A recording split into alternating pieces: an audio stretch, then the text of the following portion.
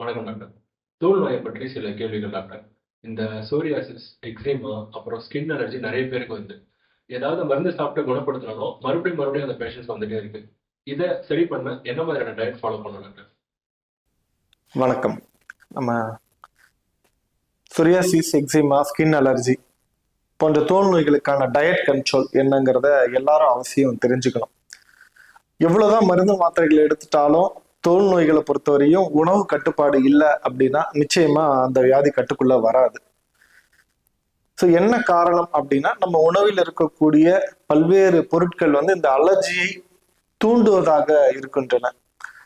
புரதச்சத்தாகட்டும், உணவில் இருக்கக்கூடிய புரதச்சத்தாகட்டும், அதே மாதிரி ஒவ்வொரு உடலினருக்கு ஒவ்வொரு வகையான உணவுப் பொருட்கள் ஒத்துக்காம போகலாம். ஒருத்தருக்கு ஒத்துக்கக்கூடிய உணவு இன்னொருத்தருக்கு ஒத்துக்காம போகும். உதாரணத்துக்கு, ஒருத்தருக்கு வேர்க்கடலை சாப்பிட்டா ஒண்ணு எந்த தொந்தரவும் வராது. இன்னொருத்தருக்கு வேர்க்கடலை சாப்பிடும்போது தோல்ல நமைச்சல் வரலாம். ஒருத்தருக்கு டீ, காஃபி, பால் எடுக்கும்போது எந்த தொந்தரவும் வராது. ஆனா இன்னொருத்தருக்கு மில்க் அலர்ஜினே வெளிநாடுகள்ல சொல்லக்கூடிய பால் ஒவ்வாமையானது ஏற்படலாம். இதனால தோல்ல கூட நமைச்சல் வரும்.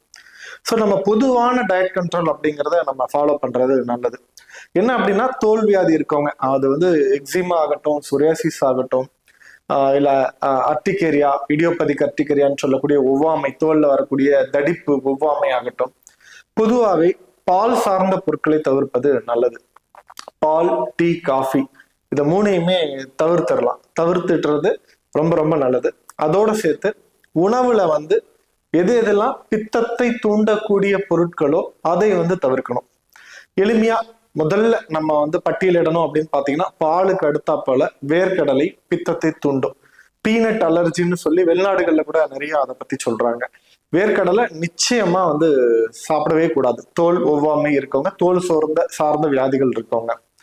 மூணாவது, இந்த கத்தரிக்காய், சுண்டைக்காய் சேர்க்கக்கூடாது தோல் ஒவ்வாமை இருக்கவங்க. கத்திரிக்காயில இருக்கக்கூடிய ஒரு வகையான புரதச்சத்து இந்த ஒவ்வாமையை தூண்டும். அதே மாதிரி சுண்டைக்காயில இருக்கக்கூடிய ஒரு வேதிப்பொருள் கூட ஒவ்வாமையை தூண்டக்கூடியதா இருக்கிறது. அதனால தோல் ஒவ்வாமை இருக்கவர்கள் தவிர்த்துக்கலாம். அதே போல அசைவ உணவுகள் எல்லாமே பித்தத்தை தூண்டக்கூடியதா அகத்திய முனிவருடைய பாடல்லே குறிப்பிடுறாரு. அதனால சிக்கன் ஆகட்டும், மட்டன் ஆகட்டும், ஃபிஷ் ஆகட்டும், இல்லை எக் எல்லாமே வந்து பாத்தீங்க அப்படின்னா தோல் ஒவ்வாமை, எக்ஸிமா, சொரியாசிஸ் இருக்கவங்க தவிர்க்கிறது நல்லது. புரோட்டீன் அலர்ஜி உங்களுக்கு தெரியும். ஸோ எக் ஒயிட் அலர்ஜி நிறைய பேருக்கு வரலாம். ஃபிஷ் அலர்ஜி வரும், நிறைய பேருக்கு தெரியும். ஸோ பொதுவாகவே அசைவ உணவுகளை தவிர்த்திடலாம். ஸோ பால், வேர்க்கடலை அண்ட் தென் நான்வெஜ் இது தவிர்த்திடலாம்.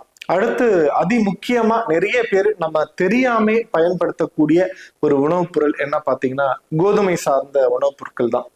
கோதுமைக்கு அலர்ஜி இருக்குன்னு நிறைய பேருக்கு தெரியாது. ஆனா கோதுமையில இருக்கக்கூடிய அந்த குளூட்டன் சொல்லக்கூடிய அந்த வேதிப்பொருள் வந்து பாத்தீங்கன்னா ஒவ்வாமையை ஏற்படுத்தக்கூடியது.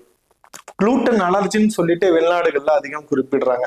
பாலுக்கு எந்த அளவுக்கு ஒவ்வாமை ஏற்படுத்தக்கூடிய தன்மை இருக்கோ அதே தன்மை குளூட்டனுக்கும் இருக்கு.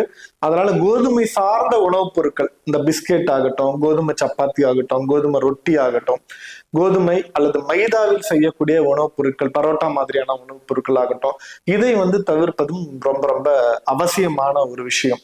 அதோட என்ன பண்ணலாம், இந்த நிறைய பேர் பன்னீர் காளான் எடுத்துக்கலாமான்னு கேட்பாங்க. பன்னீர் காளான் எடுத்துக்கிட்டாலும் பித்தத்தை தூண்டக்கூடிய பொருட்கள், அது வந்து அதுல இருக்கக்கூடிய புரதச்சத்து ஒவ்வாமையை தூண்டக்கூடியதா இருக்கும். அதனால அவசியம் தோல்வியாதி இருக்கவர்கள் அதையும் வந்து தவிர்க்க வேண்டும்.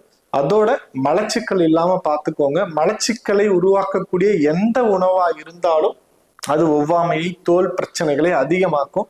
அதனாலதான் சித்த மருத்துவத்துல 6 மாதத்துக்கு ஒரு முறை பேதி மருந்து கொடுக்க சொல்றாங்க. அதோட வாதம் அலாது மேனி கெடாதுன்னு தேரையர் சொல்றாரு. ஸோ குடல்ல இருக்கக்கூடிய வாதம் என்ன பண்ணுது அப்படின்னா, தோல், மேனின்றது நமக்கு தோல் சார்ந்த உபாதைகளை உண்டாக்கக்கூடியது. குடல்ல இருக்கக்கூடிய வாதத்தை சீர்படுத்த அவ்வப்போது ஒரு வாரத்துக்கு ஒரு முறை ஆகட்டும், 2 வாரத்துக்கு ஒரு முறை மலச்சிக்கல் இல்லாம வயிறு சுத்தம் பண்ணிக்கலாம்.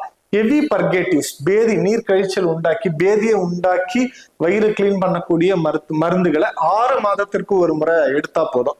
ஸோ இந்த மாதிரியான டயட் கண்ட்ரோலை ஃபாலோ பண்ணிட்டு வரும்போது நிச்சயமா தோல் வியாதிகள்ல நம்ம மருந்து மாத்திரையை அதிகம் தேடாம, மருந்து மாத்திரைகளுடைய எண்ணிக்கையை குறைச்சி இந்த உணவு கட்டுப்பாட்டு மூலமாகவே இந்த நோயினை வந்து நம்ம நல்ல கட்டுக்குள்ள கொண்டு வர முடியும்.